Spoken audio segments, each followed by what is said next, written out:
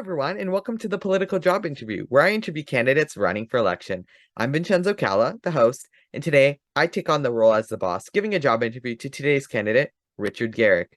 Richard is running for election for Ottawa City Council as a candidate for Ward 24, Barrhaven East. Thank you, Richard, for your time, and thanks for joining me today.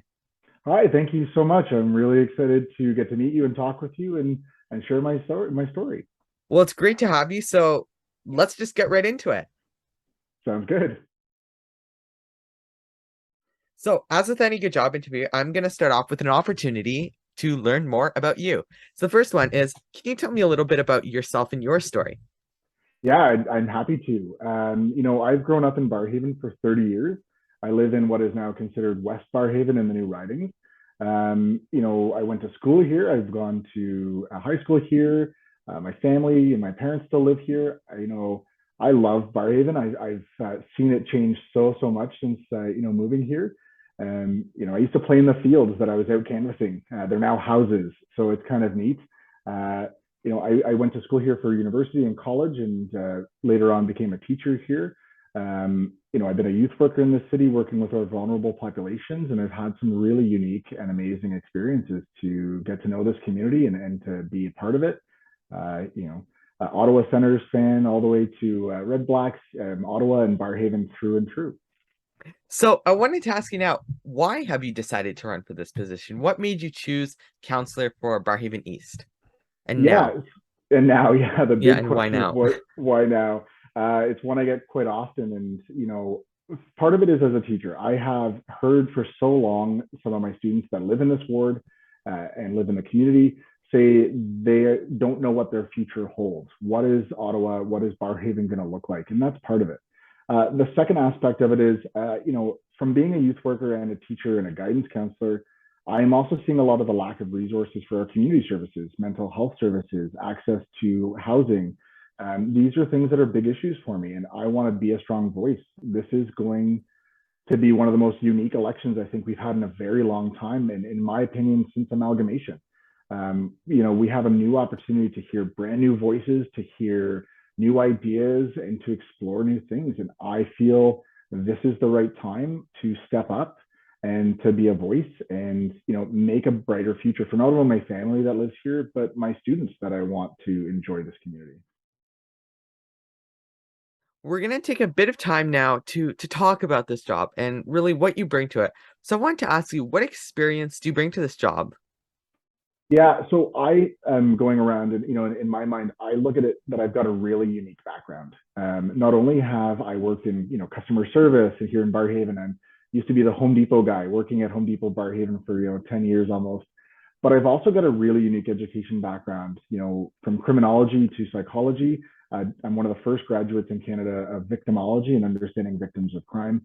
And I've also got a teaching degree and a background in special education. That mixed with my longtime volunteer service, I feel really sets me apart. I'm a boots on the ground guy. My bosses always laugh at me because they email me asking me a question, and I just walk down to their office to talk to them. I want to know the answers. I want to talk to people.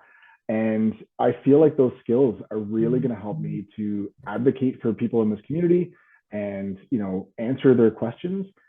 I've also been involved in volunteering. I work volunteering with the Ottawa Police for 16 years, running their cadet program. I started out as a cadet, and now I'm an advisor with the program.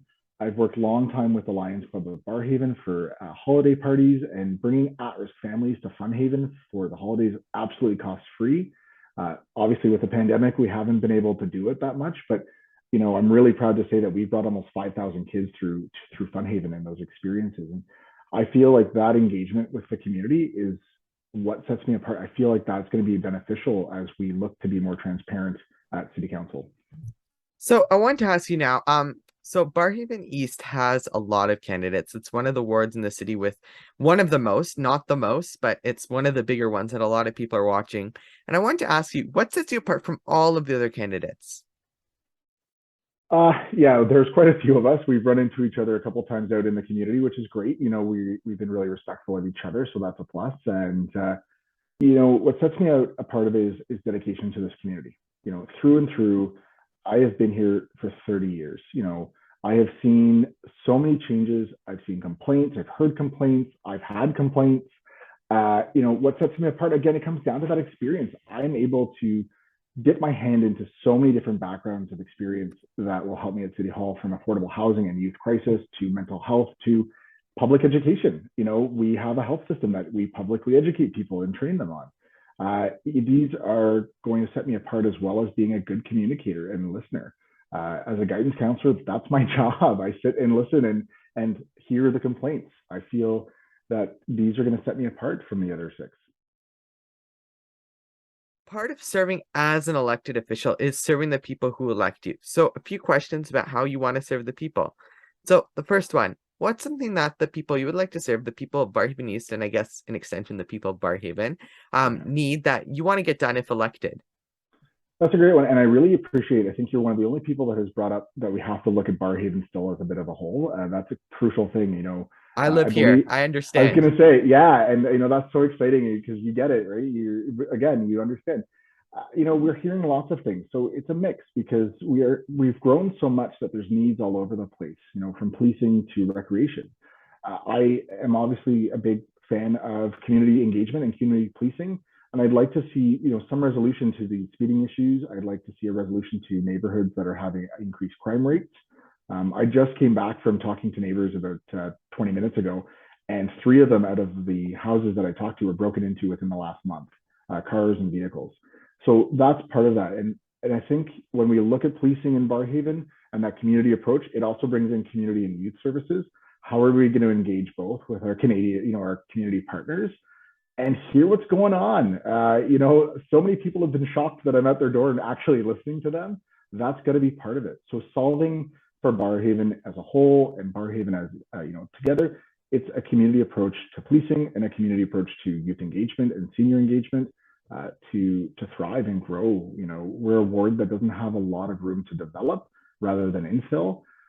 So we have to be smart about that and how we approach these topics, because they're going to impact, as you said, not just Barrhaven East, not just Riverside, not just Manitic, but Barrhaven is such a unique place.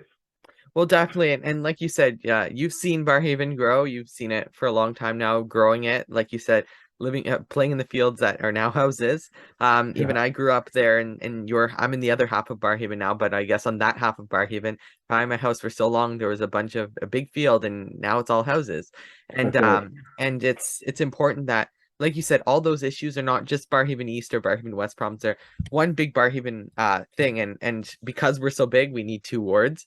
But working together with the other elected councillor in the other You ward, got and it. again working together with the councillor in Riverside South, in Rideau Jock, and the surrounding areas, to sort of look at this area as a whole, and the city as a whole is just so important, especially Yeah, at the council table.